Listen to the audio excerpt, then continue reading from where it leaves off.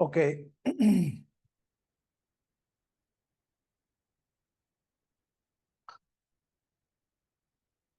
Good evening, all of you.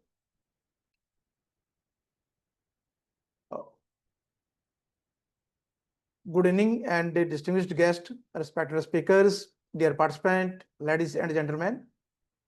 It gives me immense pleasure to welcome you all to the 2-week training come workshop on empowering management, education and research through generative AI and statistical insight being organized from September 1 to 14, 2025. And this program is organized by Method Thinking Foundation. I am Dr. Meherchand, founder and president of this organization. In today's rapidly changing academic and professional landscape, generative AI and statistical tools are not just emerging technologies, but transforming forces. They are redefining how knowledge is created, analyzed, and applied, enabling us to move from data-driven insight to intelligent decision-making, from traditional pedagogies to innovative learning framework. This workshop has been designed with a dual purpose to empower educators, researchers, and practitioners in the field of management with the latest tool of generative AI and statistical analysis, and foster the culture of innovation, critical thinking, and evidence based on decision making in education and research. Over the next 2 weeks, we will engage with the renowned expert thought leaders and practitioners who will share their knowledge and experience on how AI and advanced analytics are shaping the future of management, education, research methodologies, and institutional practices.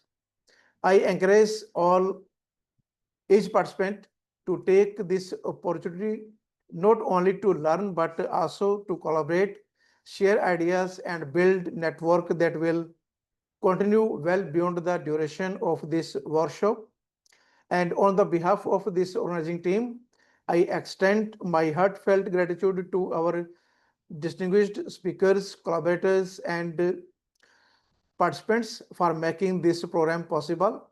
Your presence enriches the event and strengthens our collective vision of advancing management education through innovation and technologies.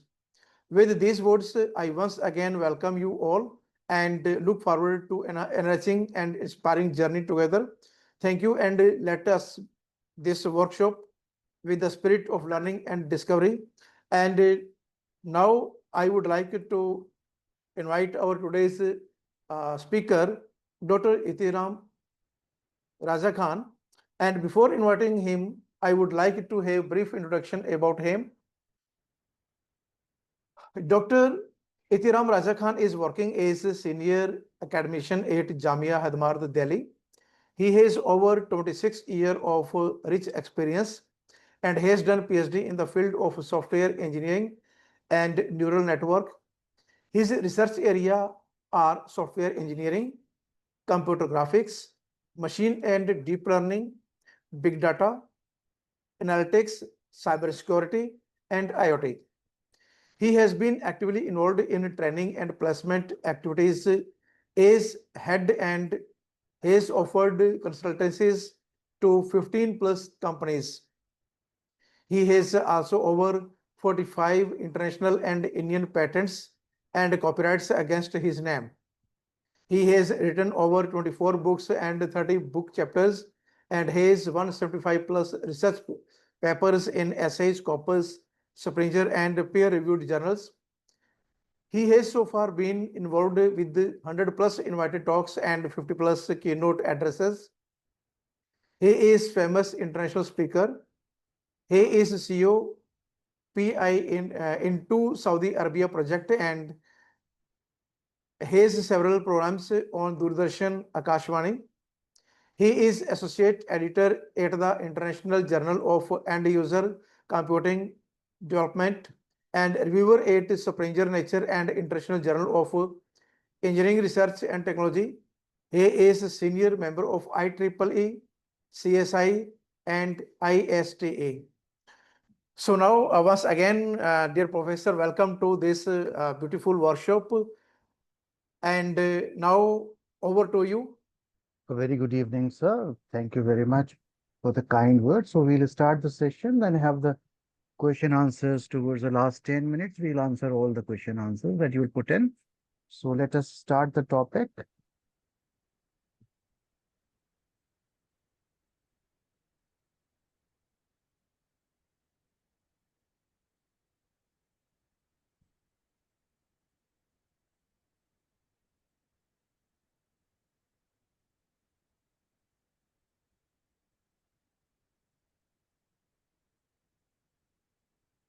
So I'll ask for one, sir, if it is audible Yes, and the sir. screen is Voice is visible. audible. Screen has been shared. Everything is fine. Okay, sir, let's start.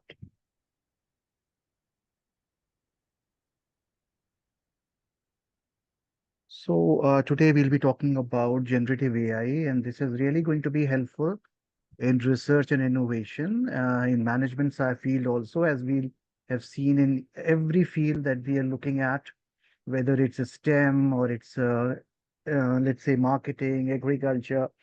So there are so many fields where artificial intelligence is really taking over. So this is a new term, generative AI. Let's see what generative AI is, and towards the middle part of it, we look into some case studies also and how it is going to help in management research, management studies and research, solving out case studies for companies. So today's approach will be slightly different because this is management side. So what would be the agenda for today? Agenda would be we'll introduce the topic, the evolution of artificial intelligence in research, the tools and applications that will be done, ethical considerations, future trends and opportunities. So we'll see that how this agenda will be fulfilled today, and not only this agenda, but in the second part of the session, we'll see there will be two PPTs, in fact. So the first PPT will be very simple. The second one would be the applied part of it. So we'll see what tools are available and how it is helping us. So let us first introduce generative AI because everybody knows what AI is. Artificial intelligence would be making computers intelligent, making machines intelligent, making our mobiles intelligent, making our laptops intelligent. Any device that you are holding, making it intelligent is artificial intelligence.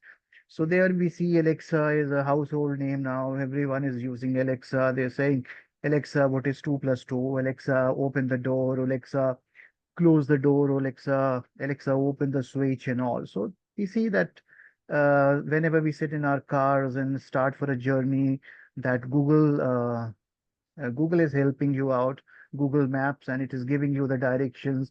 And as soon as there is any, let's say jam or so, it will ask you to change the path, take alternative routes. Or so AI is being used in every walk of our life right now. So let us introduce what generative AI is then. So generative AI is a branch of artificial intelligence capable of creating new content. So the word here is the content, and this is in this era, in this generation, we are talking a lot about contents. This Gen Z, we are talking about content, content creation. So we see that generative AI will very easily help you to create content like text, articles, essays, scripts, somewhere down 2 hours that we'll be together. So we'll see how we can easily create text using some AI tools, creating essays, then articles, my research paper, or my hypothesis, even hypothesis or literature review, it can do for us. So we look at different things what generative AI will do to us, will do to help us. So content can be images, artwork, designs, and visualizations. So we can have the images generated by as content. Now, in journalism, if you see journalism, also a side of let's see, business fields, what journalists are doing, they're writing a paragraph, and immediately after that, from that paragraph, they can generate images. So generative AI can generate one particular image for the entire paragraph. As we know, a picture says 1,000 words. So those 1,000 words are replaced by one picture. So using generative AI, as we look in our session, we'll be able to create content like text, content like images, artwork, designs, visualizations, audio and video, music, we can create speech synthesis, we can do animations, we can create very quickly. So the tools are available to us, and you will see with ease, we would be able to do it. So we'll be dealing with this today. We'll be talking about it. Uh, Mihir sir, is speaking sometime in Hindi allowed, or it's total English? Just asking for the audience. Pardon, sir? Mihir, I was asking if this mixed language can be used, or it is total English. Yes, can be used, but we have two, three participants are From international. far, yeah, yeah. That's Yeah, why I asked. That's yeah, why I asked. Yes, sir. yes. So I'll try to keep English very simple. So it won't be a Shashi Tharoor type English. I'll keep it very simple with very simple words here so that everyone understands. So generative AI would be used to create text, images, audio, and video, as we'll see how it is used for management research also. So what would be the key features if we are using generative AI? Pattern recognition and learning would be there. We'll talk a lot about this. Creative and problem solving abilities. We need to have creative solutions. We should be able to simulate human like creativity. So now it's the time of innovation. So as there is a new slogan from Honorable Prime Minister, Jai Anusandhan, Jai Innovation. So we have to look for creative solutions, problem solving abilities, pattern recognition learning. We should be able to identify the patterns using generative AI, and we will see how easily it does it. Then versatile applications, power, power advancements across multiple domains, including research. So we can use generative AI in research, education, creative industries. We are using generative AI in healthcare and beyond. Healthcare, we all know it's a daily, let's say we are using healthcare in our daily lives. So if someone gets ill, we are making use of artificial intelligence to find out, we have the data, and if my algorithms can tell me. So right now, the trend initially is generative AI is being used to create personalized medicine. Earlier, when you went to a doctor, doctor was giving the same medicine to every patient. But now it's the time when we are giving personalized medicine, we are having personalized marketing. So that's where we will be talking about versatile applications. I'll keep it very simple, and you will see there are a whole lot of examples here. So as the slides progress, we will have sufficient, let's say, examples, and we'll be talking about case studies and all that will make it very easy. Multimodal content generation produces diverse formats such as text, images, audio, videos, delivering comprehensive solutions for complex adaptive learning and improvement, continuously evolving through user feedback, enhancing the accuracy, relevance, and effectiveness over time. That means adaptive is, as the scenario is, the algorithms, artificial intelligence algorithms will keep on changing themselves according to the user feedback. So the user says, I'm not happy with this. The generative AI would change the solution in the next step. As we see, there will be iterations, there will be solutions. So these are the key features that we will want in our applications if we are using generative AI. We should be able to recognize the pattern, creative solutions, innovative solutions. We should be able to handle versatile applications, multimodal content generation. That means text, images, audio, animation, everything coming into a single content, adaptive learning, learning according to the scenario. Let's say a patient being given the medicine of according to his symptoms. So why is generative AI important for research? Why will it be so important for management research? So the first thing that generative AI will do for us would be automate tedious tasks. So the tasks that we are doing daily, it simplifies the processes like literature reviews, data analysis, report writing, saving time for critical research. Now, here it is. Today's session, we'll be talking about literature review. So first thing, whenever you are starting your research, you go to a guide and you say, sir, I want to do a research in this management, customer trend, customer churn. I want to do research in SCM. So if you're asking the guide will ask you to search out a few topics and come back. So you take up 3 or 4 topics generated by generative AI, it will create very good topics for you, suggest very good topics to you, and then it will download for you 10 to 15, let's say 20 papers. And then it will create a literature review for you from the summary of those 20 documents. So if I were to read manually, if you were to read manually, agar aap manually you study it will take a lot of time. So let's say it will take 7 days, 10 days of time to read all the documents and then come up with the literature review. But what will happen with artificial intelligence, with generative AI? What will happen? AI would be able to read those 20 documents in a quick amount of time, let's say few hours, few minutes, and it will generate the summary. We are all using this. Our documents are we are reading many documents and then creating the summary out of it.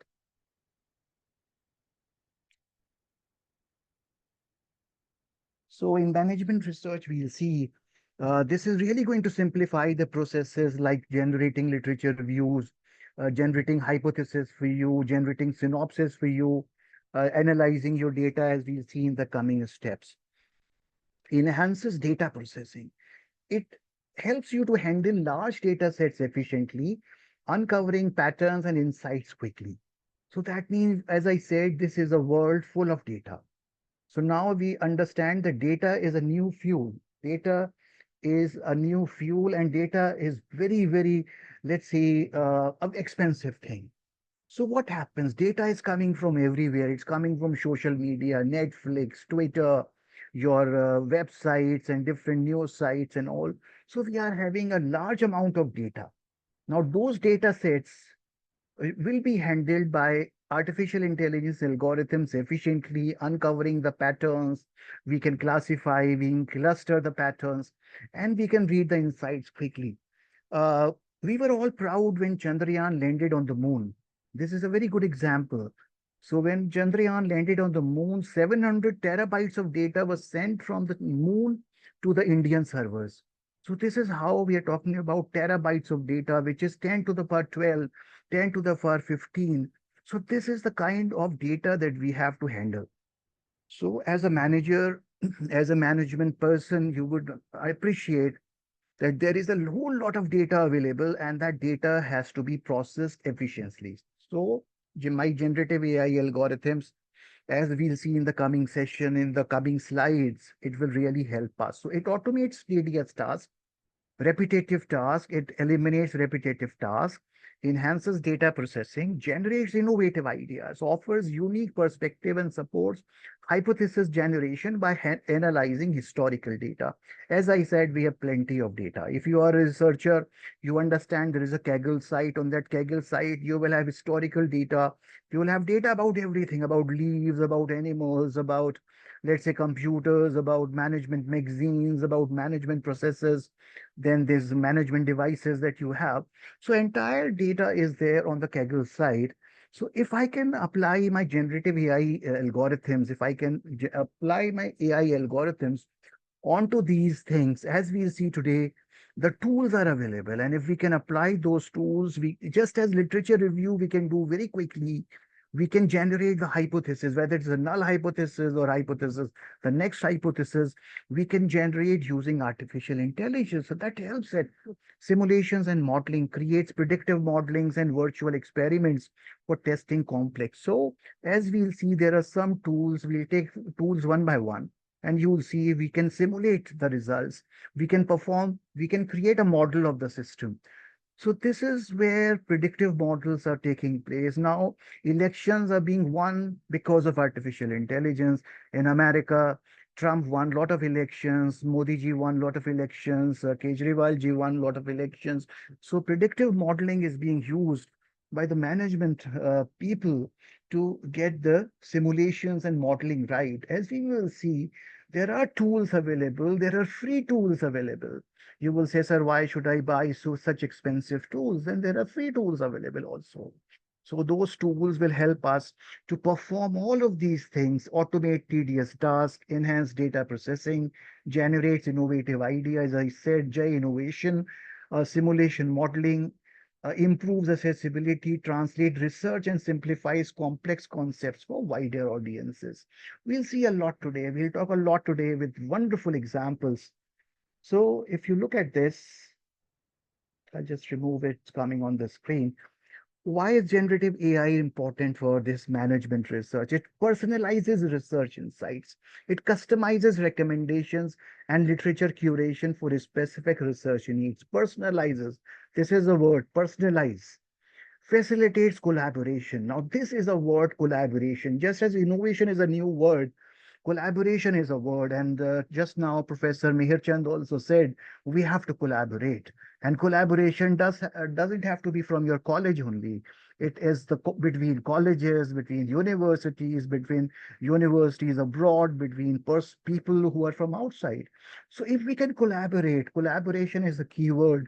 It enhances teamwork and AI-powered tools for real-time analysis and content creation. So if we can collaborate, there are so many people abroad who have all the resources, they have the money, but they need Indian manpower, Indian brain power.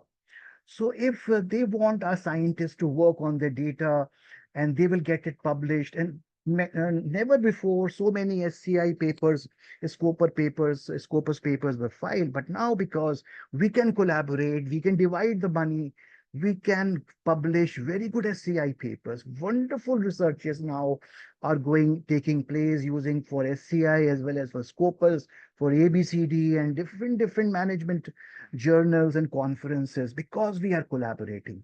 Not only in India, we are also taking people from outside. Let me tell you, my personal experience is wherever I find a person of my field, on LinkedIn or on Facebook or any other social media, I just put a very polite liner to him. Sir, can I learn from you? Let me tell you, modesty will always count. And as soon as you write, sir, can I learn from you? Immediately, you would get a message. Let's say within few hours or a day, you get the message like, yes, you can work in our team. You can work with us. So this is a wonderful time, wonderful period where every one of us, we are wonderful professors for wonderful universities, and we are all doing it for CAS, we are all doing it for ranking, we are all doing it for those points that we need.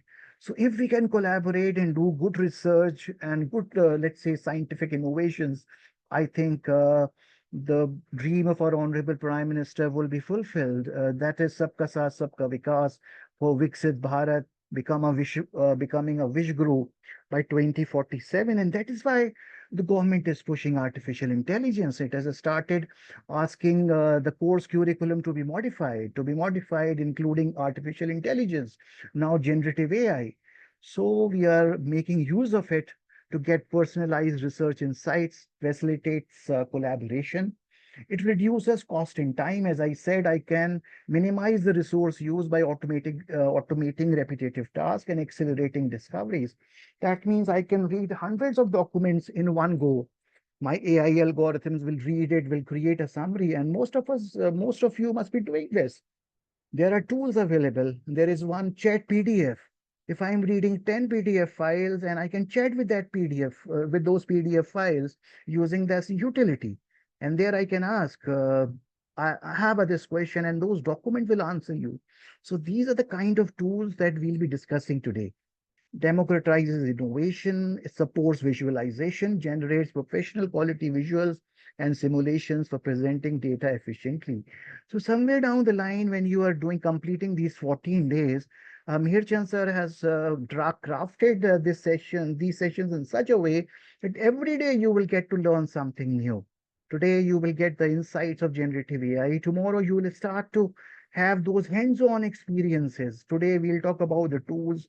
From next day you will be having those hands-on experience, and then you will be having creating your own literature review. You will be doing your own hypothesis using the tools in these 14 days. So just understand that these 14 days your attendance is all very important, as well as your attention is very important.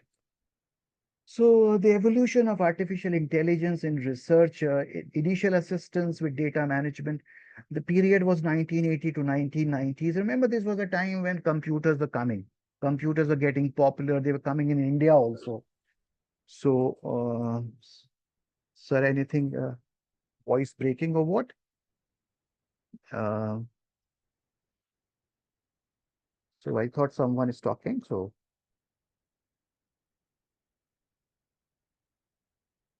yeah.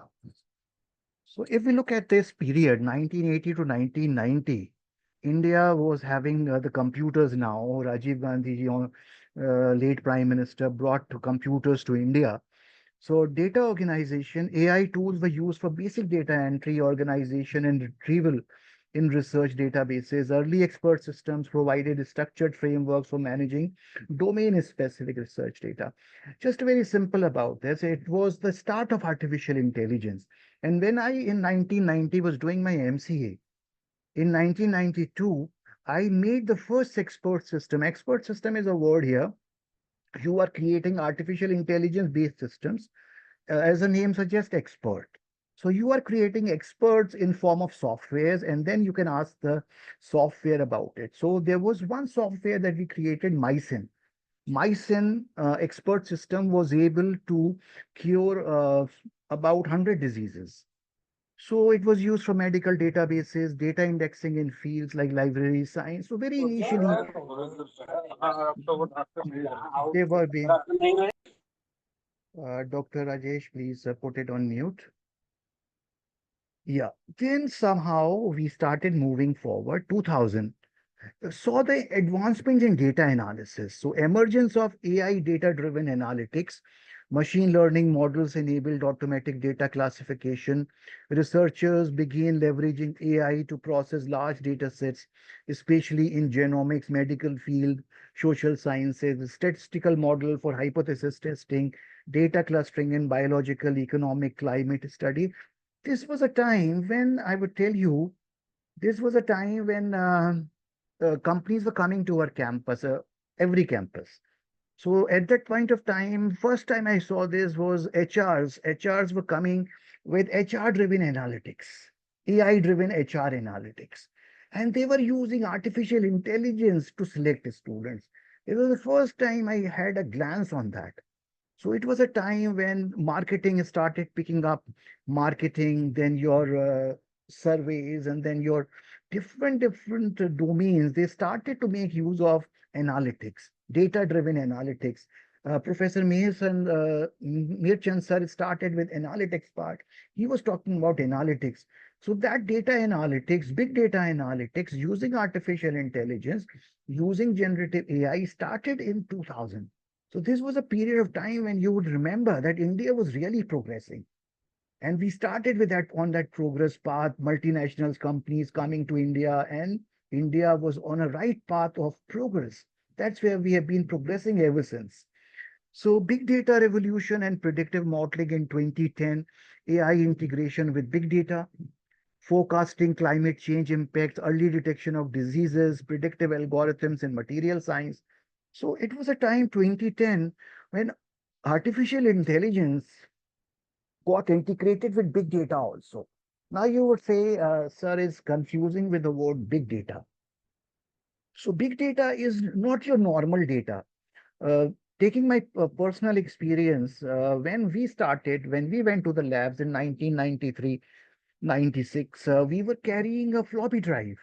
You must have heard about it. Some of you must be of my age also, or slightly more also. Otherwise, very young people are here. So if you have heard about a floppy drive, 1.44 MB, just 1.44 MB was sufficient to carry my entire semester work, my entire annual work, my programs, my data, and we were able to store that. Now, even that floppy drive, we had pen drives and then cloud storage now. So the things are moving at a very fast pace. Technology is moving at a fast pace. You would say, why were we not progressing in this period of time? It was because technology has evolved over a period of time. Now technology in 2020 is totally different. So let's see what's happening in 2020. So this is where we are currently. Generative AI for creativity and automation. 2020 onwards, we started then AI. Previously, it was AI. We had to write algorithms. We had to write computer programs, algorithms, data. As I said, we picked up from Kaggle. Then we wrote algorithms, programs using algorithms. But now we have generative AI, and generative AI is very smart. Generative AI is generating it for us. So even we don't have to code, the coding is generated by generative AI. We don't have to make pictures. We don't have to make drawings. Drawings are made by generative AI. Just as we were discussing, we had the first slide. So that's where today we'll be talking about different tools that will be doing it for us. So nowadays, AI is a research partner. AI in management research, as we will say, we will be able to generate literature reviews, we will be able to do data visualization. AI would assist in ideation, creating new ideas. It will be able to create hypotheses, designing experiments. Then applications, as you would see right now, content generation, as we will suggest today, that all of you are professors from reputed universities. We are writing abstracts, we are writing summaries for newspapers, we are writing summary for book chapters, then proposals in form of DST proposals.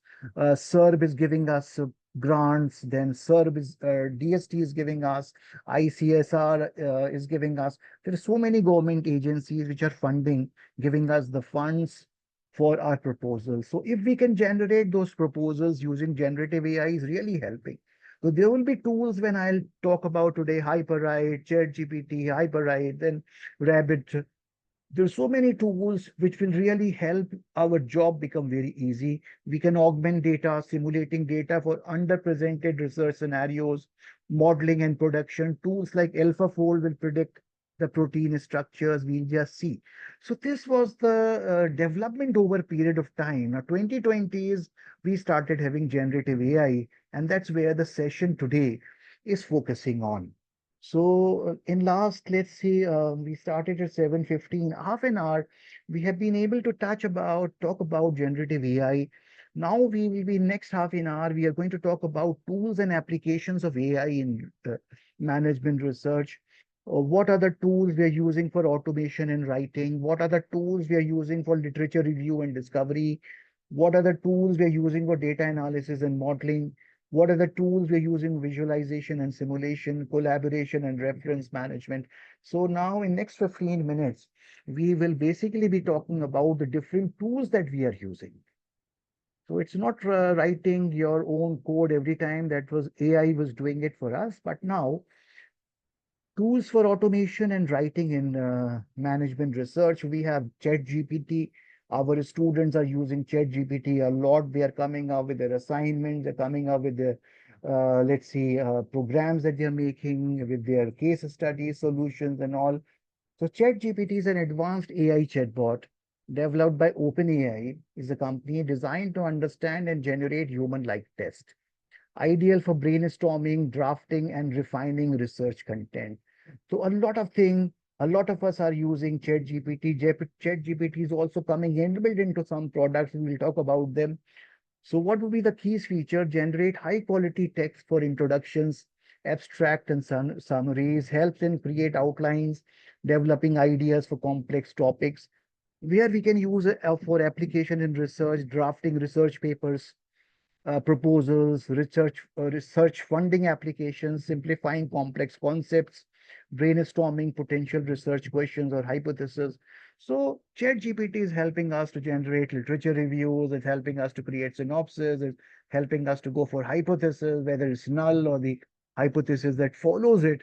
ChatGPT is one of the best tools that is available. Uh, Many of you will ask later, is ChatGPT free? Some features of ChatGPT are totally free, and if you need the advanced ones, then you have to pay. Otherwise, if you are going for the elementary part of it, ChatGPT is free. This is another tool which is very close to my heart, and I use it, Hyperwrite. Hyperwrite is an AI-powered writing assistant that specializes in generating and refining writing content, written content, known for personalized writing suggestions and content improvement features. Hyperwrite.com, if you go to this site, it will immediately ask you, what do you want? I would say, I want to generate a proposal. I want to generate a hypothesis. I want to generate a synopsis for this topic, and it will do it for me.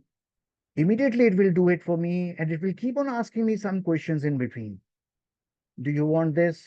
Do you want that? Do you want the addition of it? Can we augment this? So 4 or 5 questions and your synopsis or your write-up is ready.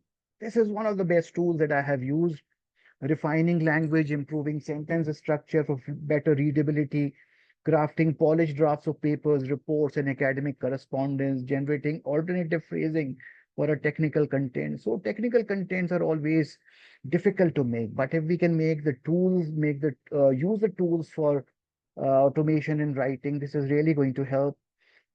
I think this is one of the tools that every one of us is using. Grammarly is a tool used which combines grammar checking with advanced AI capabilities. So it ensures we'll look at the examples also. Fine, we are just naming the tools here. In the second part of it, when we start another presentation, we'll have the like how we are doing it. So ensures error-free and professional quality research writing. So real-time grammar and style corrections, real time. You write a sentence, it is immediately pointing out if there is any error, which is tailored for academic writing. It will also check plagiarism for you, detects plagiarism. If there is, it will suggest that it has some plagiarized text. So application in research, proofreading research papers, ensuring compliance with publication standards and all. So Grammarly is one of those tools which I think every researcher of us is using it. Then there is another tool for literature review and discovery. It's Semantic Scholar, a free AI-powered research tool that provides comprehensive access to academic papers and summaries. Here, we can create summaries. So Semantic Scholar will highlight the key phrases, influential citations, related topics for that paper. It will even show you the hyperlinks that if you go to this site, you will get more material. So quickly identifying relevant literature for a specific topic, understanding the impact of a paper through citation mapping, discovering new connections between existing research. So Semantic Scholar is again a free AI-powered research tool, which is really very helpful. So we'll make use of them. We'll see how they will be of help to us. So, Research Rabbit is another modern tool designed for exploring and visualizing research connections through interactive graphs. Create visual maps of related papers and authors. Visual maps, as we see while doing that hands-on here, helps track trends and emerging topics, exploring relationship between various studies, building a personalized collection of essential papers. So it will club essential papers together and show it to you with the hyperlinks and all, collaborative literature curation with peers. So these tools, as we are talking about, these are all very helpful and they are all generative AI tools.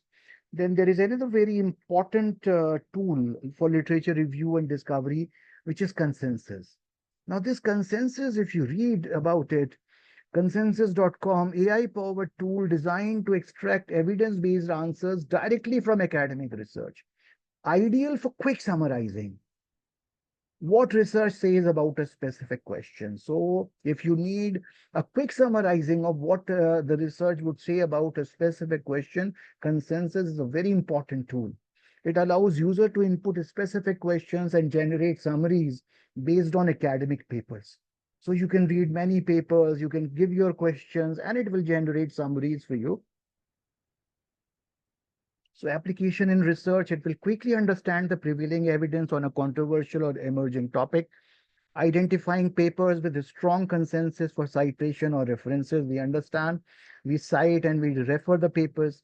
So this consensus is really going to help you a big way in doing the research part. Now, this is for, there would be some MBAs, some management people who have also done BTech, who have done some technical course or BTech initially, BTech and MBA.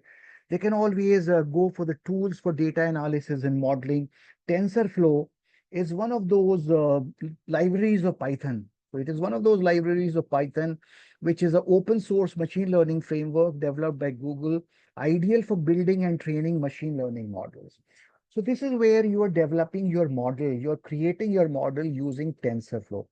Now, the past is like you say, so I'm from a management background. I don't know coding. So the best part here is collaboration. As I said, collaborate with the people of your college who are from the BTech background, who are from the MCA background, who can code for you. Just give your idea, ideate yourself, just give them the idea that you want this. They will take up the idea and they will do the coding part for you. They will create the model for you. So if they know Python and if they know the library TensorFlow, they can create a very good data analysis model using it. So TensorFlow is a very big, important tool, offers extensive libraries for deep learning, neural networks, and predictive modeling, support high performance computations using CPUs and GPUs, provide tools for model optimization and deployment.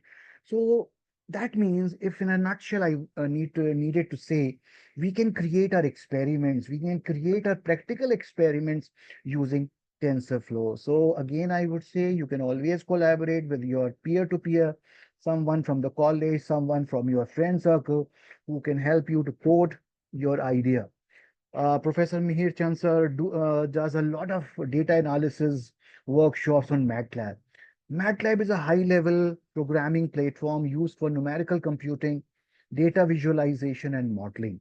So if you have to write these machine learning programs, machine learning code, deep learning code, if you have to do the programming part for data analysis and modeling, MATLAB is one of those languages. MATLAB is very expensive, but the colleges, the universities, central universities, IITs, and all, they have the license of it.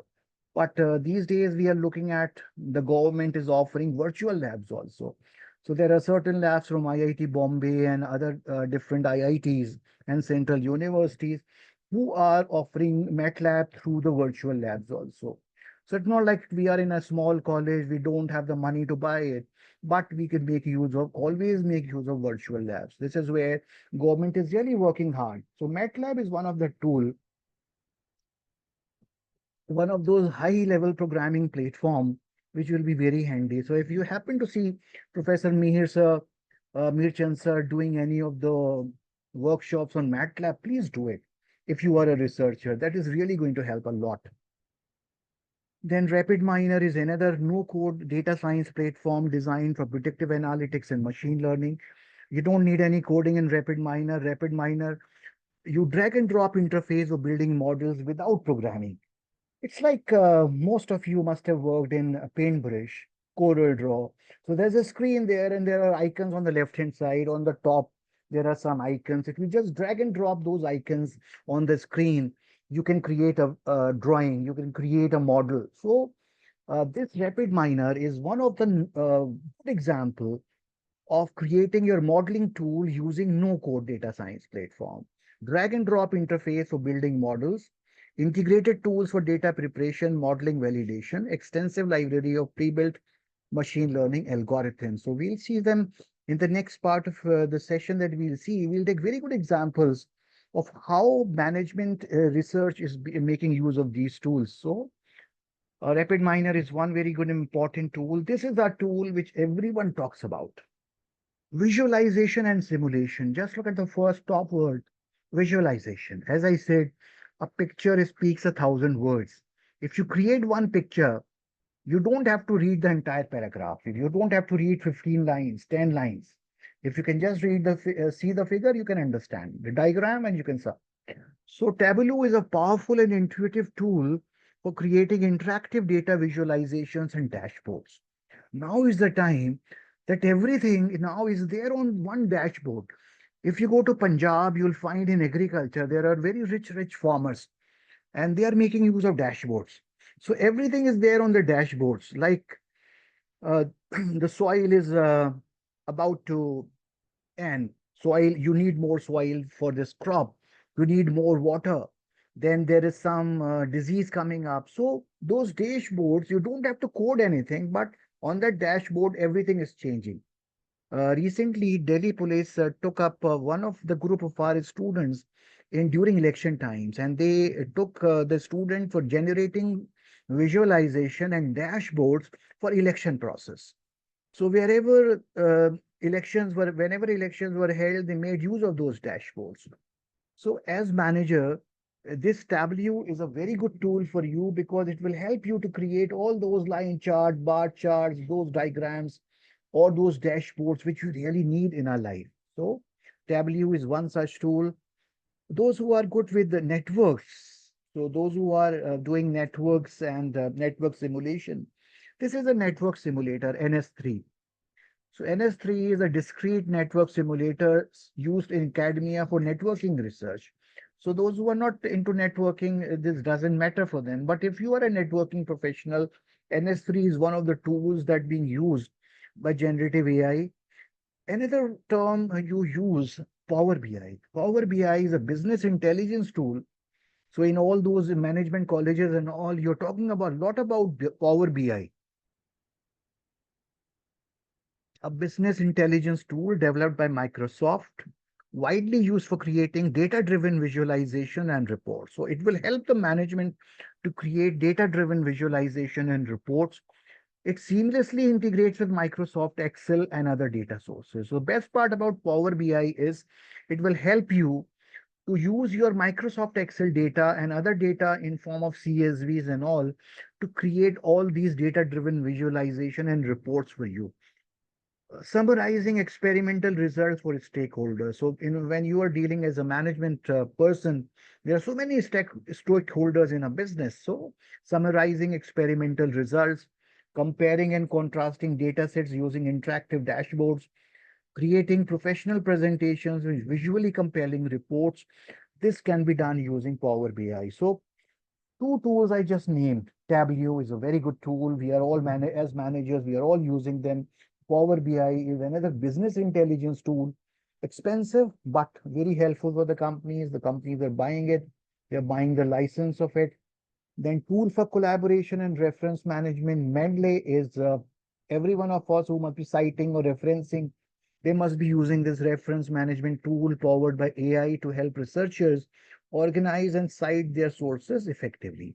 Automatically extract metadata from uploaded documents, recommend related research papers, AI-driven duplicate detection, citation suggestion. So this Mendeley is a tool which all of us are using. So Zotero is there.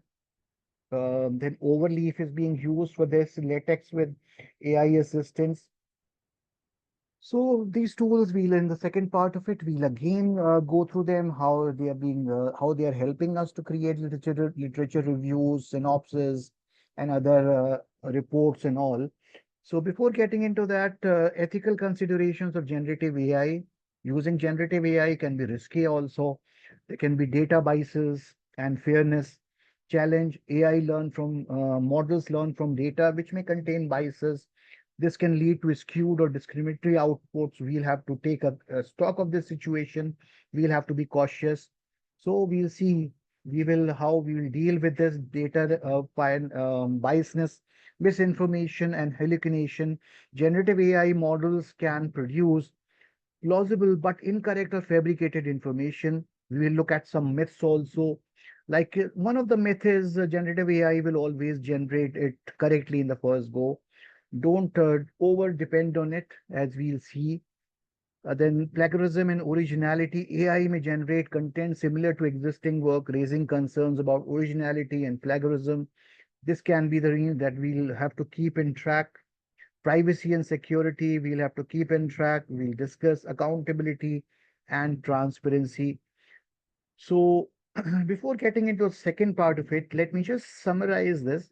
What would be the future opportunities in generative AI for our research? Personalized research assistant, that's what we just talked about. Seamless multimodal analysis, integrating text, image, videos, animations in one model, accelerated experiment and simulation, democratization of AI tools, autonomous research assistants. So future AI systems will conduct experiments, analyze results, even propose hypotheses, transforming the research workflow, accelerating innovation. This is what, with more human intervention, that we will seek for. So I'll start the second part of it. I'll just share it. Just give me a moment.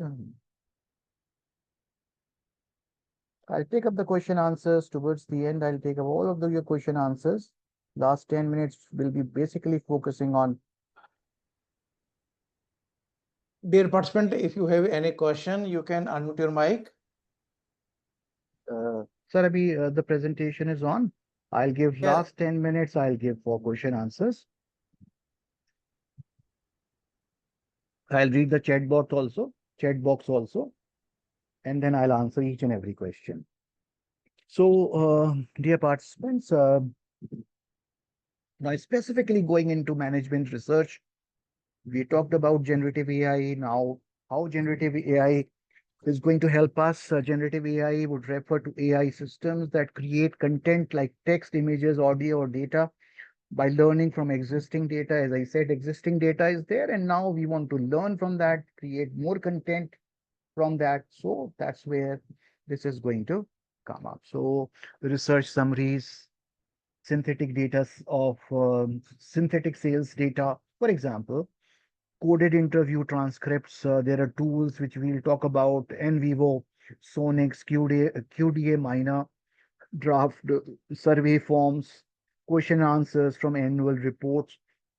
So these are some examples given, and if we can create more content from these, so that will really be helpful for us. So why use generative AI in management research? Because it will help you in drafting surveys, interview guides, summarize long reports and papers quickly. As we said, using hundreds and hundreds of pages, we can summarize long reports and papers quickly, come up with the insights, and then we can even ask the question from the generative AI. Can ask you can ask using generative AI, you can ask the question in one document. Let's say it's about 50 pages. You give a question, immediately it will answer you. Code qualitative data, there would be themes and sentiments separated. In coming slides, we'll be talking about that. Whatever data we will have, we'll separate into themes, and then we'll separate into sentiments, whether the employee is happy or is sad or is moderate. Generate or augment data sets, extract insights from large document sets. So generative AI in management research will really be helpful in all of this, as we see on a starting way: drafting surveys, interview guides, summarize long reports, generate, augment data sets, extract insights from the large document sets. Now, this is where initially where we were and now we are. Traditional workflow, manual review, generative AI, automated assistance, time consuming analysis. Generative AI will give you faster data handling, and then limited as scalability. Scalability is making the things larger, or when the business is high, you can scale up the operations, and business is going very low, you can scale down the operation. So limited scalability, but here generative AI scalable research tasks, so it can scale those research tasks, as we'll see. So generative AI workflow is it's going to be automated assistance, faster data handling, repetitive tasks don't have to be performed again and again. And that's where we'll be discussing. So type of management data: as managers, you have financial data, data about sales, KPIs, key performance indicators, data about revenues, budgets. Then operational data can be there, processes, SOPs, logs. Then customer data in form of customer reviews, customer interviews, support chats and all. And market data, so market data would be, I'll definitely be reading everything from the chat box also, and your question answers also, because while presenting, we are unable to see what's happening behind the screen, and neither am I able to allow the people who are entering. Professor Mir sir is doing that on his part wonderfully. So this is a type of management data on which we want generative AI to work on: financial data, operational data, customer data, market data. So market data in form of reports, trends, and competitors data. There can be so many competitors, and we are talking about data. How generative AI would help in literature reviews. This was the part we started with. Generative AI will help in data literature review. And if you were to write, let's say, a very simple part, you are starting your PhD, you go to your guide and you say, sir, I want to work on this topic. And the professor would say, come up with few ideas, come up with some downloaded papers, and come up with the idea so that we can chalk down what would be the topic. Next time you go, you can make use of Chat GPT, you can make of other tools to give you newer topics. And nowadays, the students, they come up with such wonderful topics. Never before have I seen so wonderful patents being filed, wonderful copyright designs being filed. Similarly, SCI, Scopus, ABCD papers being drafted. So wonderful names with wonderful contents. So you go to the guide and you say, sir, I want to work on this, and then take the topics to the professor. He'll select one of those topics, and then he would say, come after 10 days. So now you have a week, you have 10 days to complete the literature review. So first you have to create your synopsis, and then you have to do the literature review also. So if we were to read it manually, it will take days and days. It can even take a month to read the entire chapters and then print out the summary. But somewhere down the line, if this Gen Z is very intelligent, is very smart also. So what they do is they will pick up the topics, they will create the summary, and then they will come up with a very good literature review and come to the boss, come to the supervisor. Sir, I have come with this literature review, and you can go through it. So it will save time. So it's not like just you are blindly copying everything. What is happening is you are getting a lot of help from these generative AI tools, as we'll discuss. Somewhere down the line, you will at the end of it ask me, sir, if you are using AI tools, won't my research paper have AI content? So it's like, please don't cut and copy and paste everything. You just have the, once you have the idea, you can always write in your own language, and then you can get the AI test done. So even if there is some part of it, 4%, 5%, you can always remove it. There is page by page report with a color being imposed on that. And there you can see, you can remove that part also. So just 4, 5% is there, you can remove that. So generative AI would help in literature review, reviewing papers and reports, identifying key themes, finds relevant citations, builds the gap tables and summaries faster. Now, the second question that the examiner will ask you when you go to him, the supervisor would ask, what are the research gaps? Because somewhere, once you find out the research gaps, reading this literature review, they will ask you, what are the research gaps? Why do you want to do this research? So is there any research gaps? Are there any research gaps there? So that's where you would say, sir, research gap 1, 2, 3, 4. And then you would suggest, I'll be doing this for this thing. I'll be doing this for this. So you set up your research objectives. So from those research gaps, you are setting your research objectives, 1, 2, 3, 4. Research objective 1, I'm going to do this. Research objective 2, I'm going to do this. So that's where generative AI will really help you to save time and spend time on more important activities like your data, working on that data, working on the statistical test on that data. So you can do a lot more things differently. So generative AI helps in literature review, reviewing review paper reports, identifying key themes, find relevant citations, build the gap tables, what are the research gaps and summaries faster. So this is how your management research progresses. Generative AI for interview analysis, if you see, you have the transcript of the interviews, import the transcripts. AI will suggest the themes. In the previous slide, we said the themes would be suggested like, are the employees under stress? Are the employees satisfied? So these can be the theme codes. So LLM codes will be used. LLM code is large language model. So generative AI will make use of these LLM models, basically.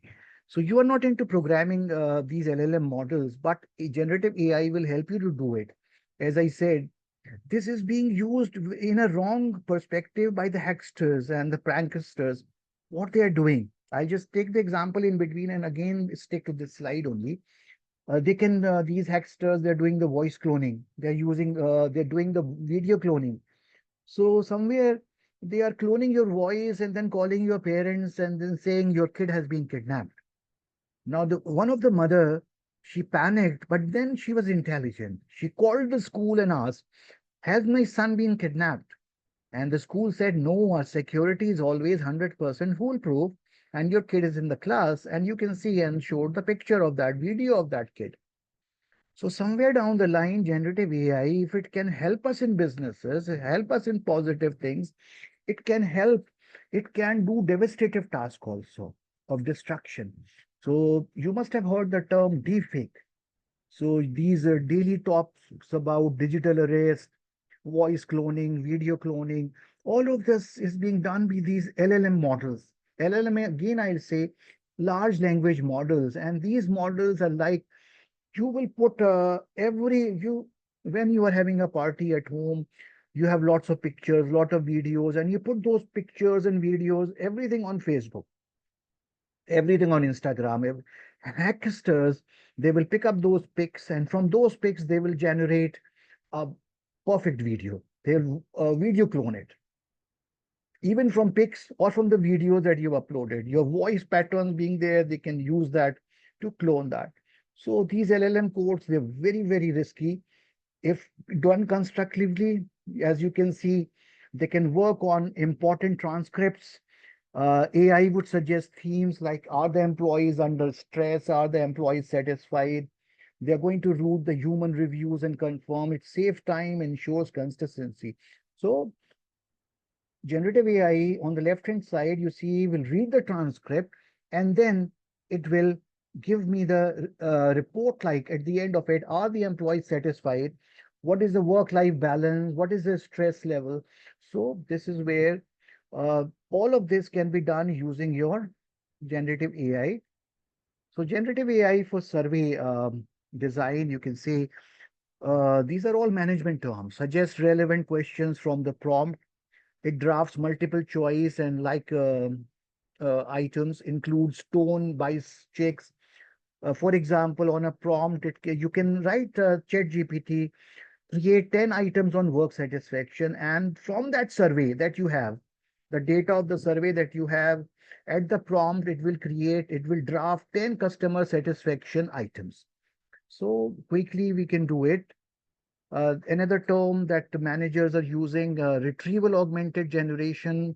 You upload the documents in form of reports, filing, and policies. You load it, you upload it, and ask the question. LLM, just again that naughty word, large language model will retrieve and summarize. LLM can help Hexter also. And if it can help pranksters, Hexter, it can help the manager also. So you are uploading those documents in form of reports and filings and policies, and LLM is retrieving and summarizing. And output is answer plus source citation. You are getting the answer of, you're asking a question, you're getting the answer, and also getting the source citation. That means you're also getting the source from where LLM is answering. So this is very handy, and these tools which we in the previous session that we took, those tools are very handy. So we can perform all of these tasks using those tools. Now the question here is, why use synthetic data? We talked about it.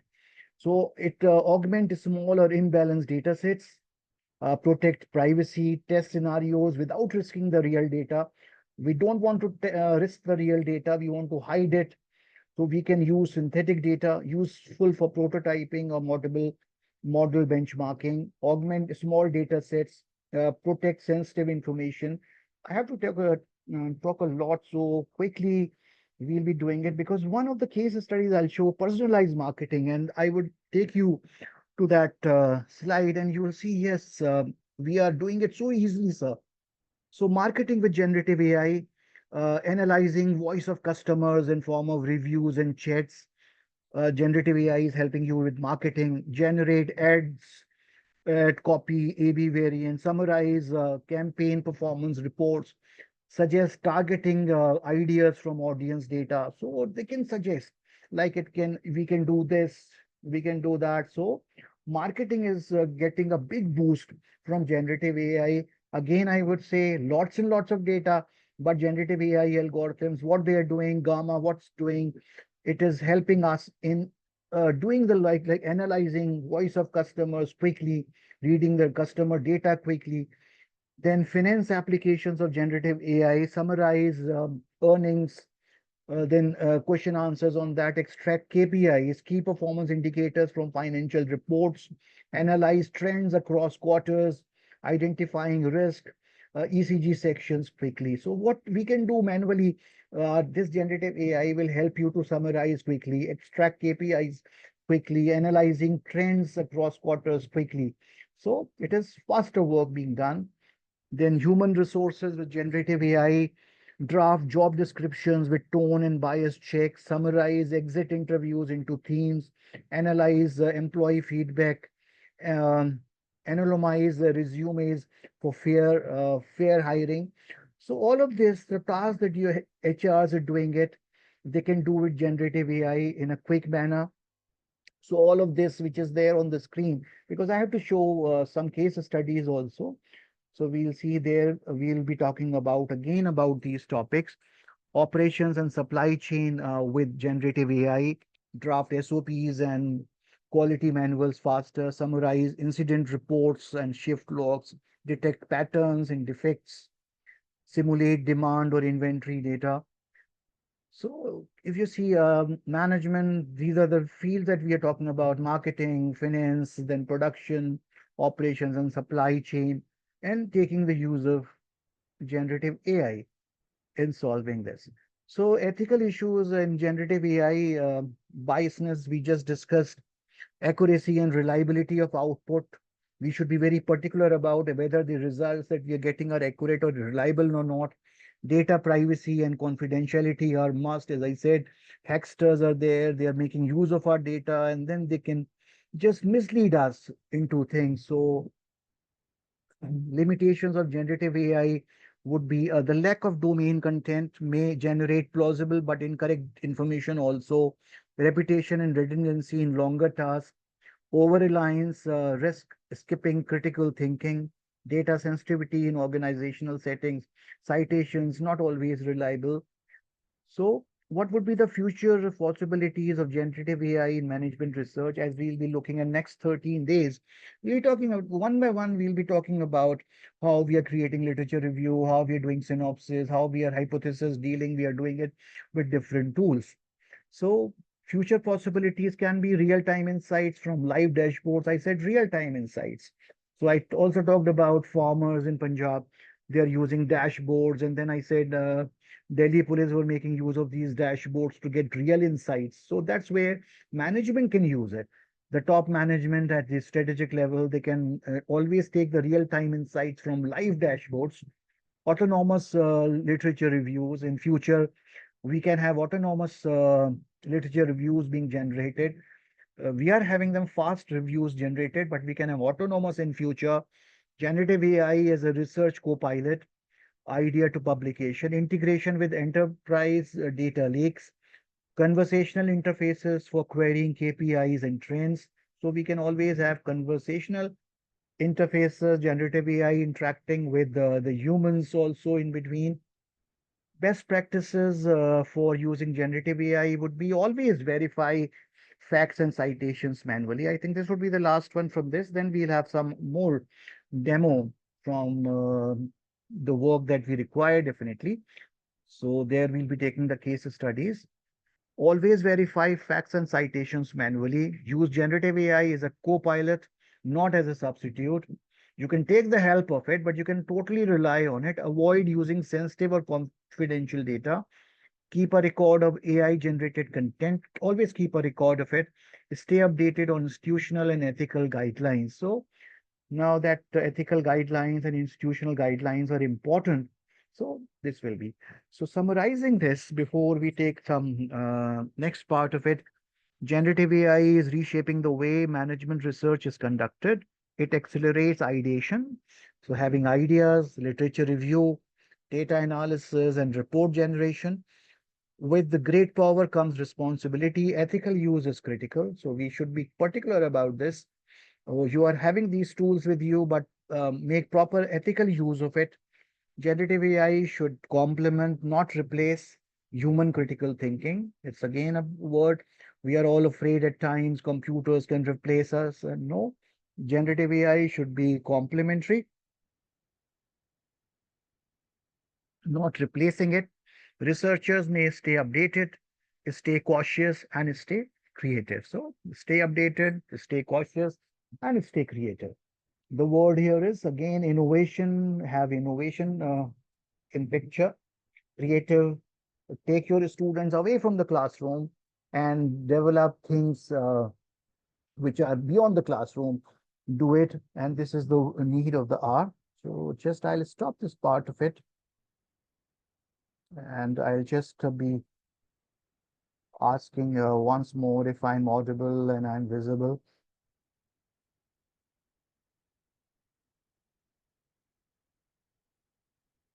So if I can ask uh,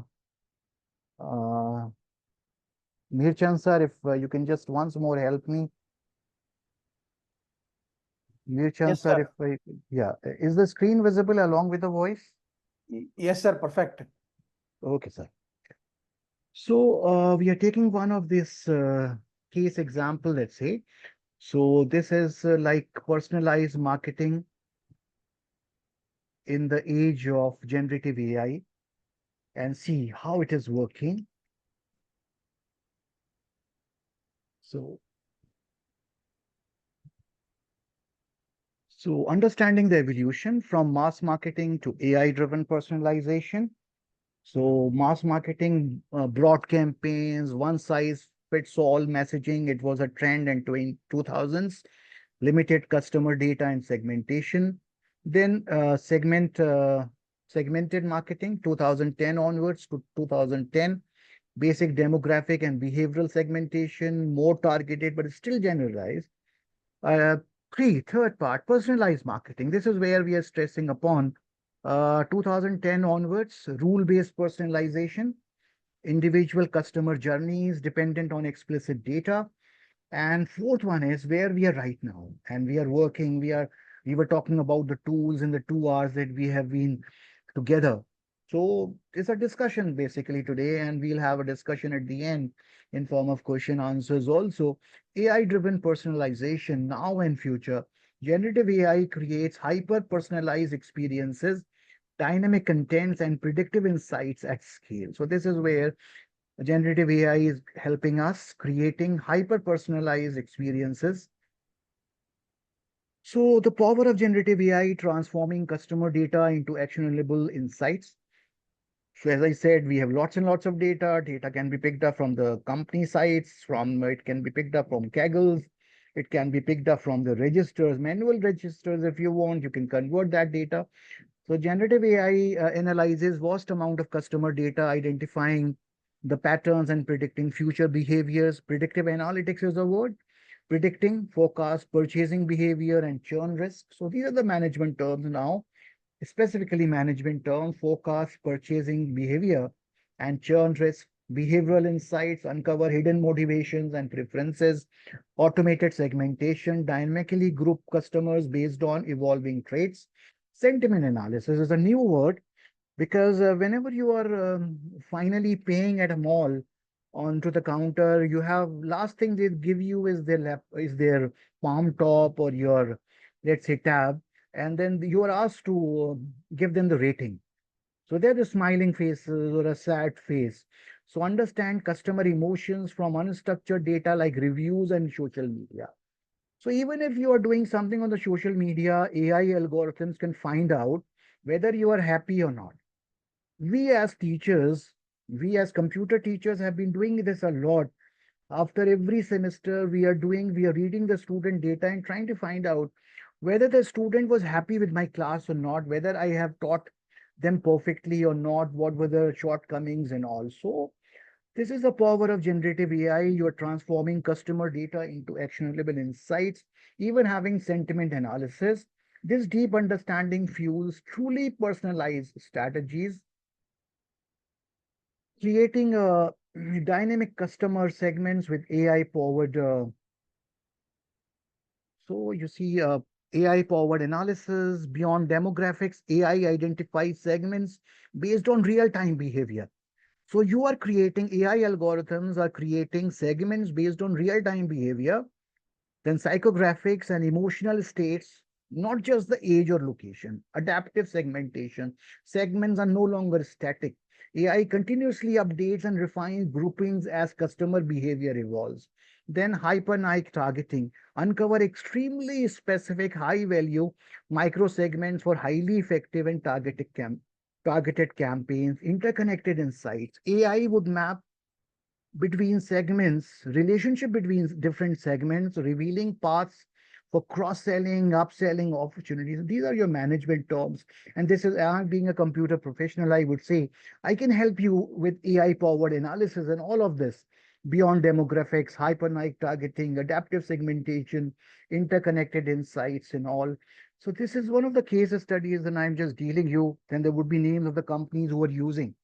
So crafting hyper-personalized content as a scale, automated content generation. Fine.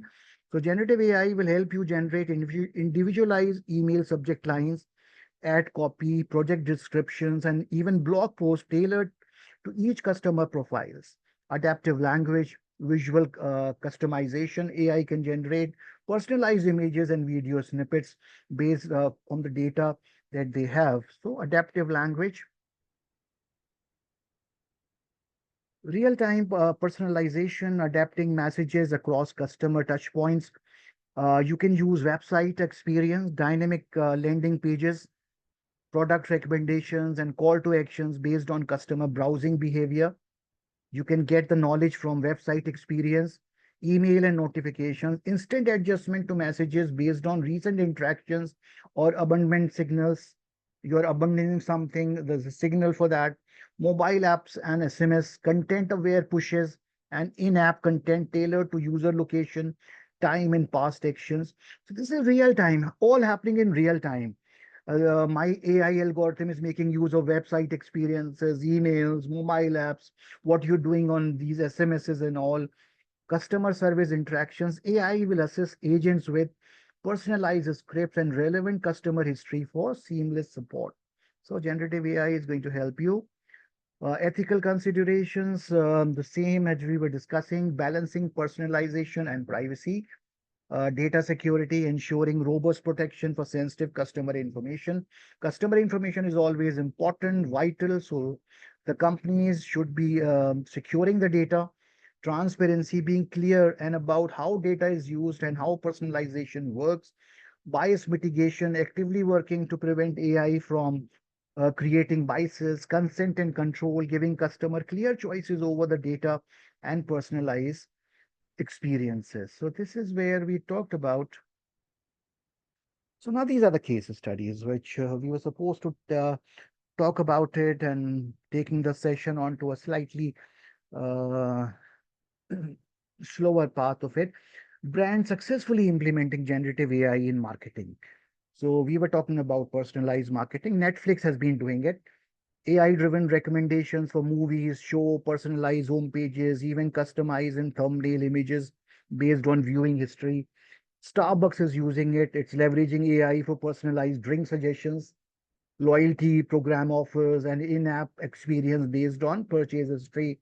Spotify, we are using for songs and all, uses generative AI to create to discover weekly playlists, personalized podcasts, and tailored ad experiences that deeply resonate with listeners. So why are we stuck to Spotify? Because Spotify will give us a playlist which will suit my moods. In rainy season, I should be listening to this, and if it is like I'm in sad mood, it will catch my sentiment analysis. So my emotions through sentiment analysis, find out I'm sad, it will automatically play in my car some Mukesh songs, sad songs. So these leaders demonstrate the tangible benefits of AI powered personalization. Netflix, Starbucks, Spotify, big companies, we are all knowing about them. So implementation roadmap, integrating generative AI into your marketing strategy. As managers, you know the marketing strategies yourself.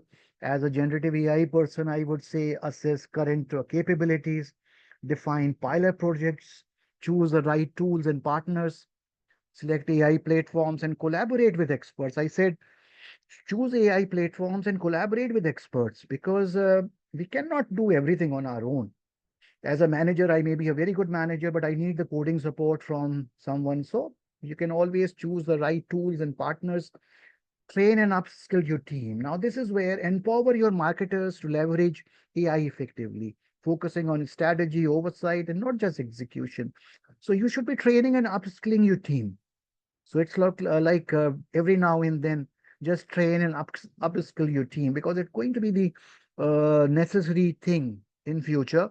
Monitor, learn, and iterate. Continuously measure performance, gather the feedback from the stakeholders, and refine your AI models for optimal results. A phased approach ensures a successful adoption and integration.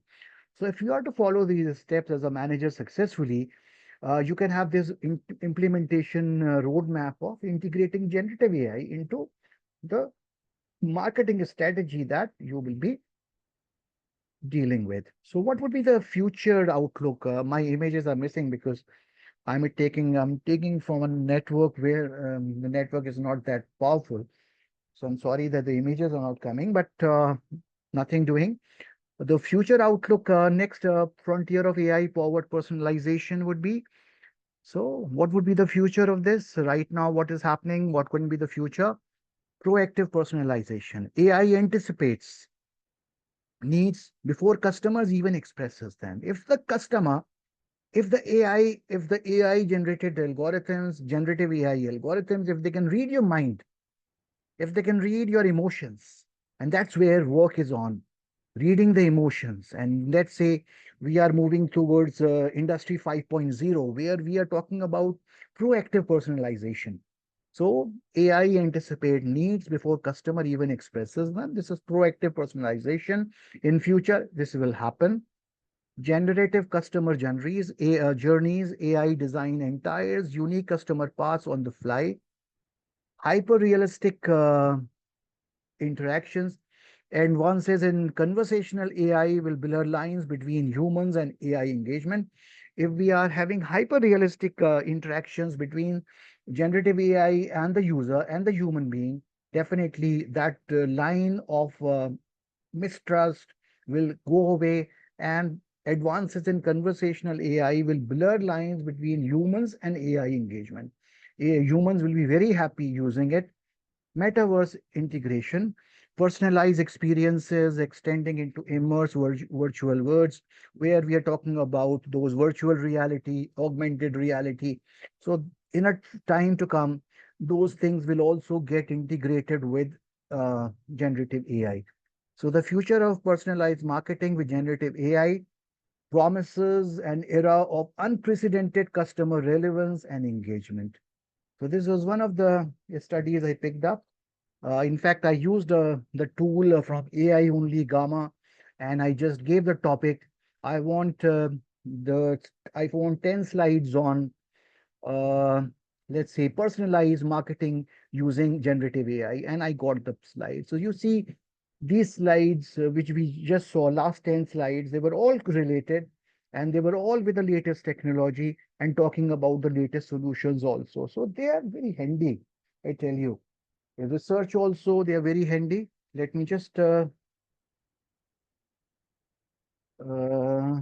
take one more before I take up the question answers.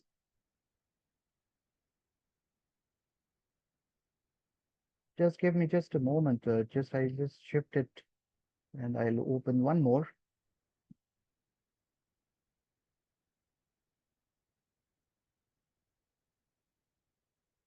Just one more, and then we will be having your question answers. I'll be with face to face with you. So another study I picked up from Gamma, and Gamma is one of those AI tools, generative AI tools, which is free for some extent. 10 slides it will give me for free. So management research transformed, leveraging generative AI, how management research, the topic for today, how it is changing. So you can just see here, traditional era, manual data collection, 2001, it was 2000, pre-2000, manual data collection. And just you can assume in today's time, if you have to collect data manually is collecting them by hand or by from systems, copying them from the systems from the sources, fine. So manual data collection, extensive literature review, statistical analysis with limited computational tools. So we had very limited tools. We didn't even have SPSS and all at that period of time. We were making use of our mathematics. So those binomial distribution, Poisson distribution, chi-square test, t-square test, what we were using, t-test and all, we were using them manually. So digital age started with 2000. Database driven research, early computational tools for quantitative analysis, rise of online surveys. So things started taking place. As I last time also in previous slides also I said things started changing in 2000. We started on that journey of progress. Big data and machine learning, 2010 onwards, handling massive data sets, advanced predictive modeling, early applications of machine learning in social sciences. Three. And then generative era now and beyond, which we've already been talking for the last 1.5 hours, so 1 hour, 40 minutes, automated content generation, sophisticated pattern recognition, hypothesis generation, dynamic research assistance.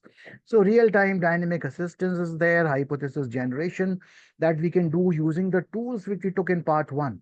So we are very close to close this next 7, 8 slides.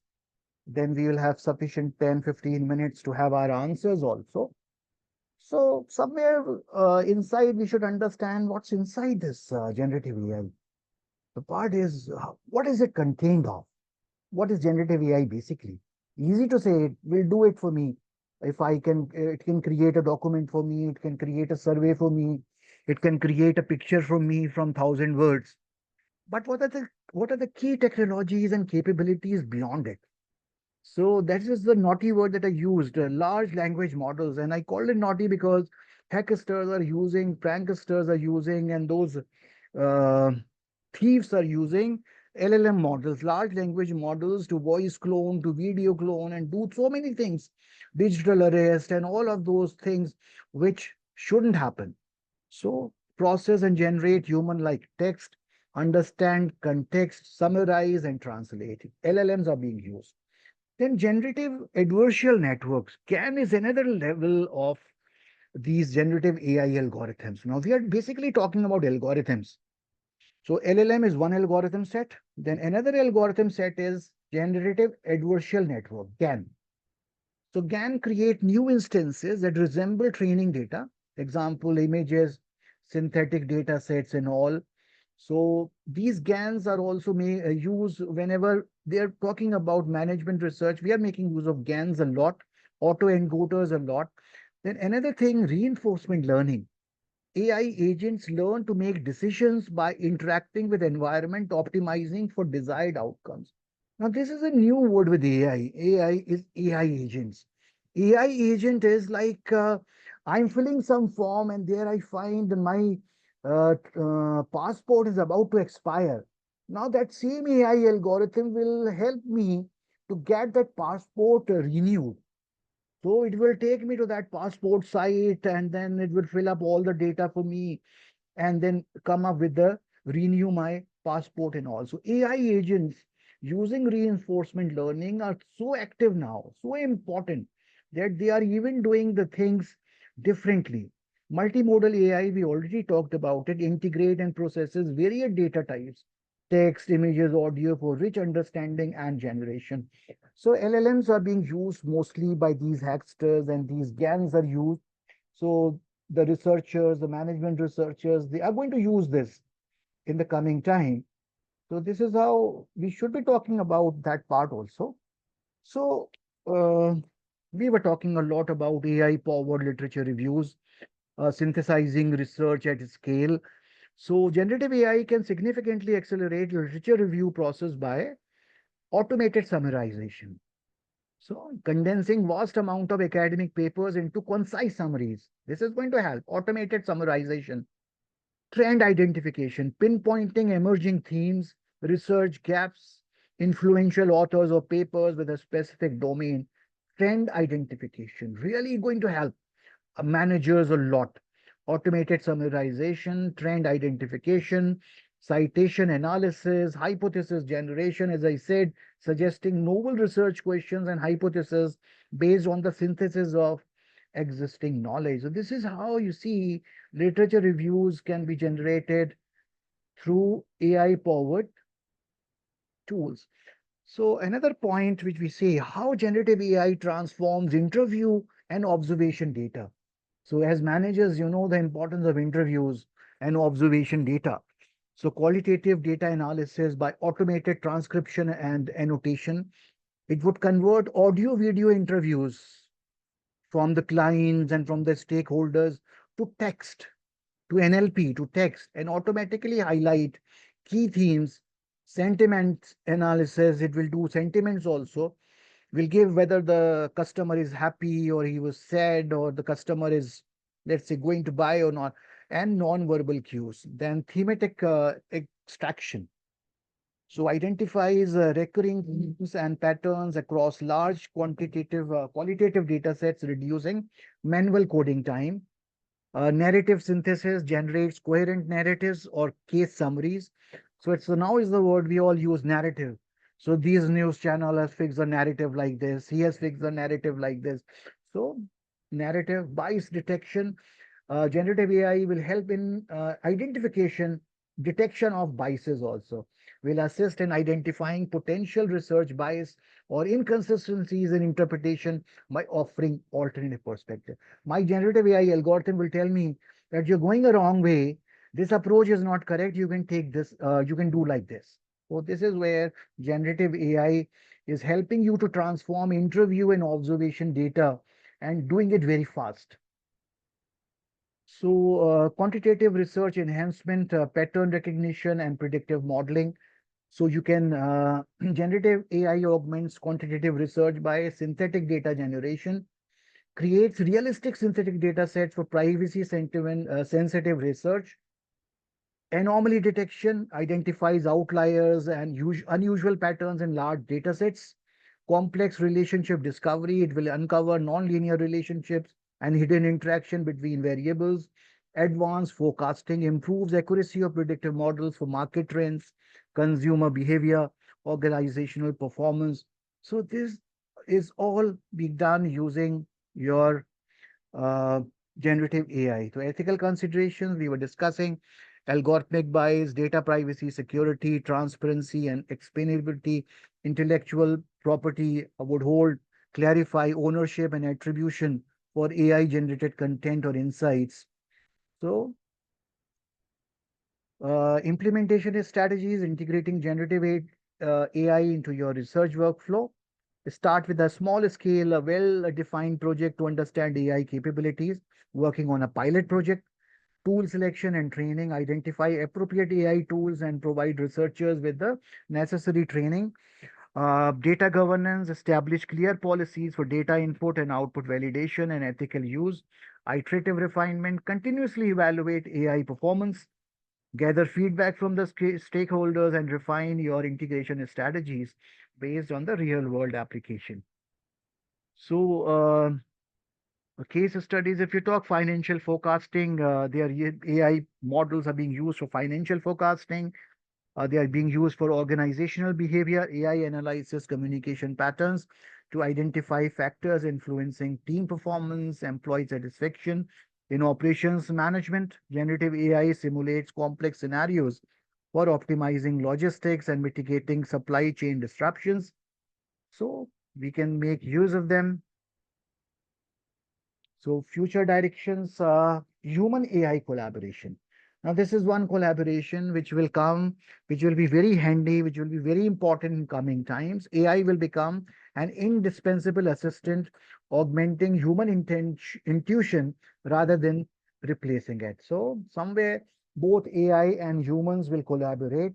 Personalized research agents, AI systems tailored to individual research needs, offering real-time insights. Automated experiment design. AI could suggest and even partially designed experimental setups for certain research question. As I said, we have the tools available which can help us to do it. And cross-disciplinary discovery, AI's ability to connect disparate knowledge bases will accelerate breakthroughs across management subfields. So I'll just stop the sharing part of it and I'll come face to face with it and just have a sip of water and then I'll be at on the screen and I'll take up the question answers. Yeah, just a moment. Just a minute, sir. Hmm.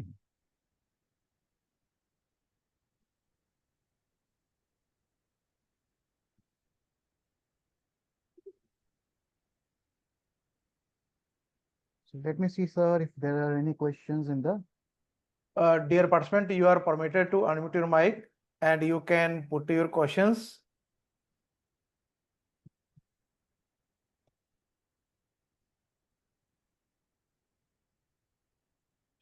Yes, you can unmute your mic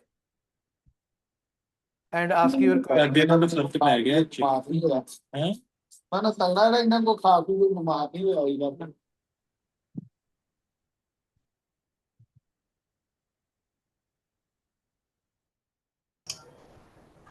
Sir, can you hear me? Yes, you are audible. Sir, after Zotero tool, I could not see the last tool sir was telling. Can you ask sir to repeat it once again, please? There were so many tools he explained, like Power BI, NS3, Tableau, Rapid Miner. Later in 14th, he explained Zotero. And last slide, I was, it was so fast that I could not catch it.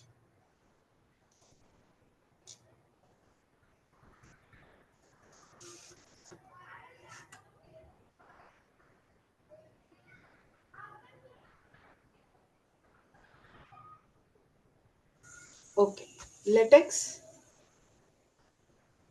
That is Zetro Pip. Okay. And the last one after that, next overleaf. Okay. Thank you, sir.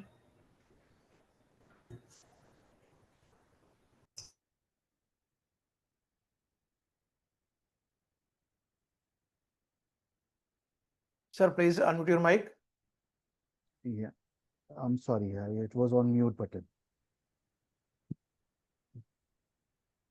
Yeah, it depends on him on what kind of a tool you're using, what is your need. So you can make use of that tool. If for literature reviews, I think I have Hyperwrite. I think I have been using it more too often. ChatGPT I have used more too often. It's not bad to use these tools because we can always take the help initially and then we can have in your own language. We can write in our words, in our research perspective. And better part is, let me tell you, someone asked the question is missed out in between. Turnitin with AI. Turnitin is your plagiarism software. Please make use of either that Drillbit is a very good option. Otherwise, Turnitin with AI detection is a very good tool for finding out whether there is plagiarism, similarity, and AI content also. Similarity or plagiarism is different as well as from the AI content is very different. So most of the research papers, most of the conferences, what they say now is there should be about, let's say, less than 10% of plagiarism and 0% AI. So AI content has to be 0%. So please make sure that while sending any paper, while writing any paper, you can always, organizations now have this facility of Turnitin with AI. So if you don't have it, you can always connect with, there are vendors from outside also. They are on LinkedIn, they are on Facebook, they have those ads. And I have a person there who charges me about 35 rupees for and gives me both the report. So there are times when I'm unable to sit on my own system because my Turnitin is only about similarity detector, plagiarism detector, but I need AI content also. So for that, I have to content that person somehow because it's expensive to buy. My organization doesn't have it, but if your organization has it, then definitely you can make use of Turnitin with AI. Sir, there is one more question in the chat box. What are the, you can see in the chat box, please. There are few questions. Okay. I have to do research which AI is good for research. Zeba. Can you come on the mic? What kind of a research you are doing? What do you want to do? It's in healthcare or it's your another field? What kind of a research you're doing? Humanities or environment science or what? What kind of a research you want to do? Because we have machine learning algorithms also, we have deep learning algorithms also. There will be some part where deep learning algorithms using neural nets would be important. Analyzing convergent of series and real life data. You can always make use of machine learning algorithms like random forest or your nearby's or decision trees. And even better results, you can go for deep learning tools also. Arun sir, can you come on mic? You're asking what are the evaluation tools can be used by AI? You're talking about plagiarism or what? Yeah, Arun Kumar sir, if you can come on the mic. Zeba, I hope I have answered that. Yeah. Arun Kumar Mandal sir, you're there?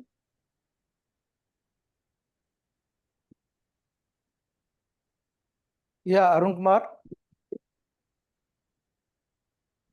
can you please? Dr. Thakur, what are the free AI tools available for management? Sir, Yeah. uh, Yeah, Arun I, Kumar ji. yes, yes. Yeah. I would like Yes, to sir. question, is there any plagiarism checking AI tool for research work? Yeah, I said Turnitin with AI is the tool which is being used by most of the publications. Okay, okay. So you can And, always use that. And it is giving 100% results. okay, okay. And for And the for assessing the normal similarity, yeah, normal similarity you can take out with drill bit also. So drill bit is going to help you. okay. And for Yeah. student performance assessment, that is, what are the evaluation tool by the AI for Hello. student performance? For For student performance, what assessing kind of student performance, day-to-day yeah, classroom activities. Which okay. two AI tools can be used to We can assess the student performance in the classroom?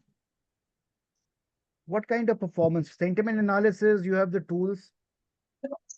You can write your own algorithms for that. We are even writing our own code for that if you Okay, want. Okay. okay, okay. Thank you, sir. So this is going to help us. Good Yeah. evening. Good evening, Khan sir. Yeah, Thakur I'm sir, Thakur Dr. from, Thakur. Yes, yeah, sir. I'm calling Which from Gujarat. university are you from? Uh, Yes, sir. Recently, I'm writing a research paper on sentiment analysis, and I'm using NVivo. Yeah. And Okay. NVivo, but it is a chargeable, sir. It's up to free. I could only use up to free certain access, but it is chargeable software. So Sir, could you are I from have some list BTech, sir. regarding the free access? Sir, you are from BTech. You are from I'm from I'm the field from management, sir. I'm okay. currently working as So, an assistant professor in Gujarat, sir, one of the state yeah. universities, sir. So in your college, there must be some BTech students. Why not ask them to develop in Python, just 7, 8, 10 lines of code, and they'll develop it for you with 99.99% accuracy. Okay, Fine, sir. That's I said, okay, collaborate, okay, please. Because it's like, let me take that example. It's like Tele. okay, sir. Tele can be used for any tool, but if we are developing a specific tool for our college, that will be of help. So if you can just collaborate with your Okay, peer-to-peer, na, you can get 100% accuracy also. So the students are very quick in doing okay, it. sir. Okay. Okay. Th- Yeah, thank you, Thakur, Thakur Dr. sir, for a Gurjot nice Kaur, question. ma'am, you have any question? Good evening, sir. Can I ask a question? Mithali, yes, Hello, you are sir, audible. I'm here. Yeah. So, can you elaborate on the process of finding research gaps? We had talked about it. Like, I am doing research on performance of mutual funds, and I have already done a literature review of around 60, 70 research papers. Now, how do I kind of summarize and extract research gaps from that? What AI tools I can use? How I can go about it if you can explain? So you are using tools only, no? You want to use a tool. Yes, sir. Yes. Yeah. Mitali, just do one thing for me. Fine. Mm-hmm. Just go to today once you end the session. Mm-hmm. Just go to that hyperwrite part of it and just Okay. enter your problem statement. It will keep on asking you questions. So those would Okay. be the questions which you have studied those papers. You will definitely be able to put some questions, 1, 2, 3, 4.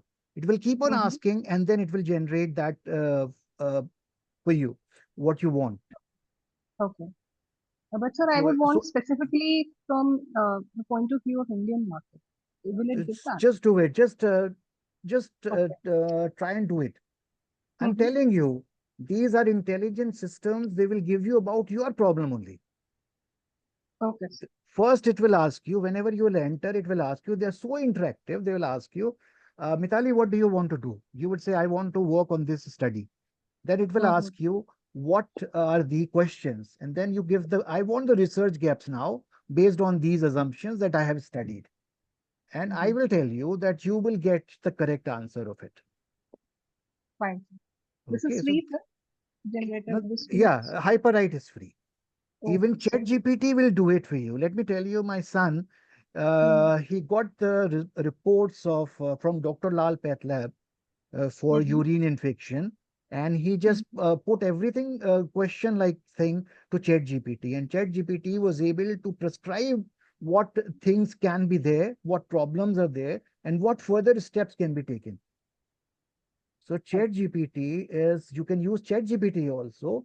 ChatGPT is, let's say 50 to 60% it's free. So initially it will do it for you. And that much help we want because we don't Mm-hmm. want to, everything to be overly relied, Mitali, on that. But once you have Okay. got the idea, you are intelligent enough to develop your own gaps. Fine. Right. Yeah. So somewhere down Fine. the study line, while reading 20 papers, you must have yourself in your mind have some research gaps. But just check the system whether it has been able to create those gaps or not. And I tell Fine. you, they will match.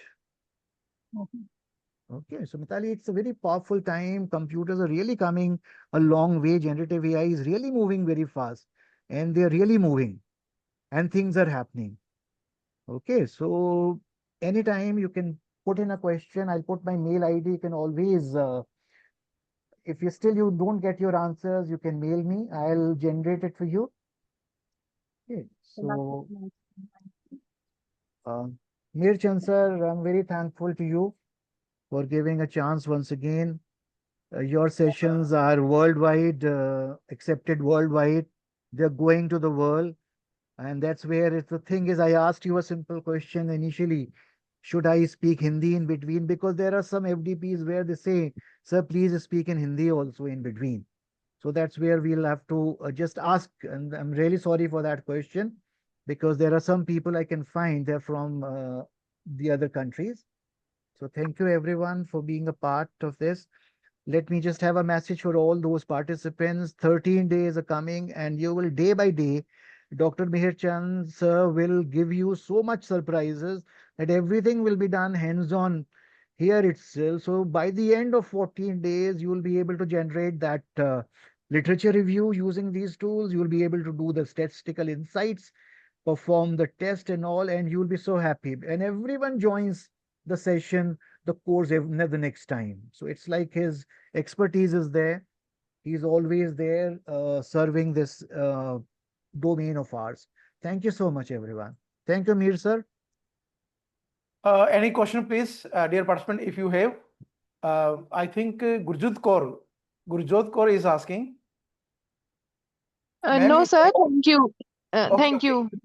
Okay, Yeah. ma'am. Okay, thank you. So, dear participant, thank you very much to attend this entire session. And I sir think sir due to some, sir एक photo कर लेते हैं सबके yeah, साथ yeah, में sure, sure. या Please, I request to all the participants, please open your webcam so that we can have group photograph.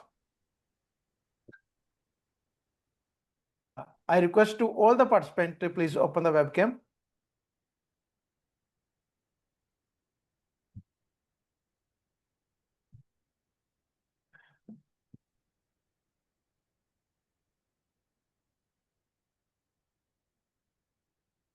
And please always feel free to ask any questions during the session, after the session, and before starting the session in the coming session by tomorrow. Okay. So if you have question, you can put your queries in the beginning, and feedback form is also mandatory to all the participants. And you have to attend at least 80% entire session. Only then we can consider one session is completed by you. And as well, you have to attend 80% sessions. Means there are 14 sessions for 14 days workshop, and you have to attend at least 11 sessions. Okay, this is mandatory to complete this workshop participation. Okay. So once again, thank you to all the participants and having the screenshot. Always we have very nice audience. Okay, thank you to all. Yeah. So now I would like to, don't leave it, but I will share the feedback form, which is also the part of the attendance. And one more thing, the attendance is automatically taken by this platform.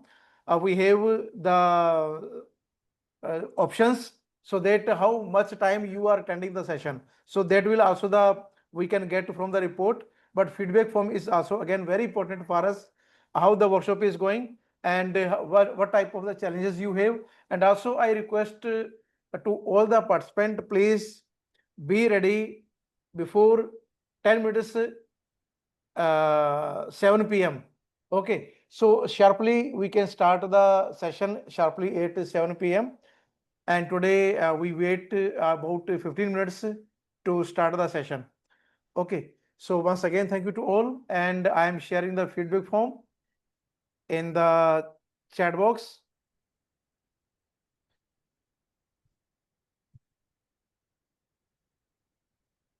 Just 1 minute.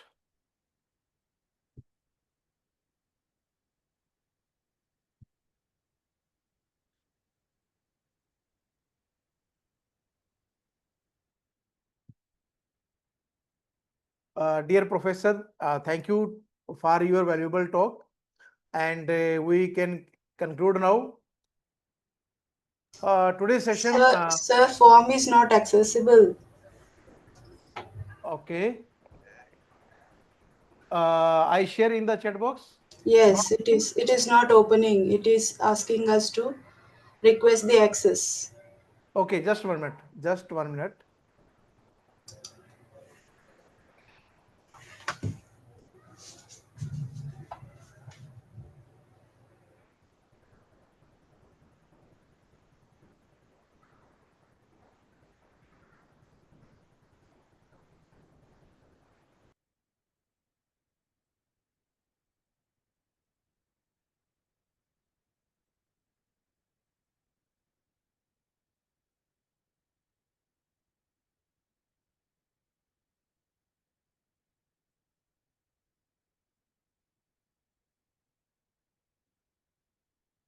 May I please check it now?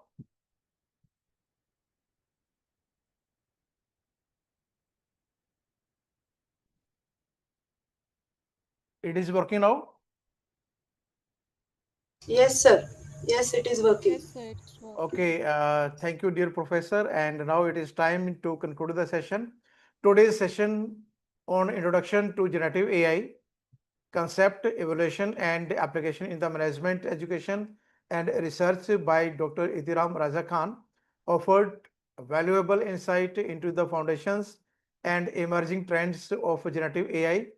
The talk highlighted not only the technical understanding of this powerful technology, but also transformative role in academia, research, and industry practices. The inclusion of a real world case examples enabled participants to connect theory and with the practice, broadening theory perspective on how generative AI can be harnessed in management, education, and research. The discussions also underlined the need for responsible adoption of AI, considering both its opportunities and challenges. This session has set a strong foundation for the upcoming days of the workshop, equipping participants with the necessary background to explore advanced application tools and methodologies of generative AI. We sincerely thank Dr. Khan for his engaging presentation and participants for their enthusiastic involvement. So once again, thank you to all. And I request to all the participants, please submit your feedback form, which is available in the chat box. Thank you, dear professor, for your valuable time. And thank you to all the participants to spare your time for your advanced learning.